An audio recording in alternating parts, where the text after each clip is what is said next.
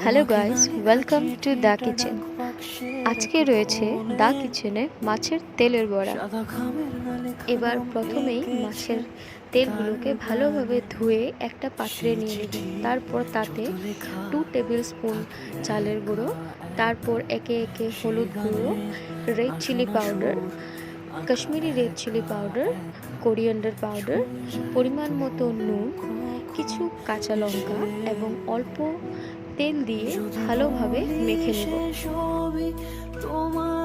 এবার মাছের তেলগুলো ভালোভাবে মাখানো হয়ে গেলেই কড়াইয়ে তেল গরম করে তাতে মাছের তেলগুলোকে সুন্দরভাবে বড়া শেপে একে একে দিয়ে দেব। তারপর দু সাইডেই 5 থেকে 7 মিনিট ভালোভাবে ফ্রাই করে নিলেই রেডি মাছের তেলের বড়া।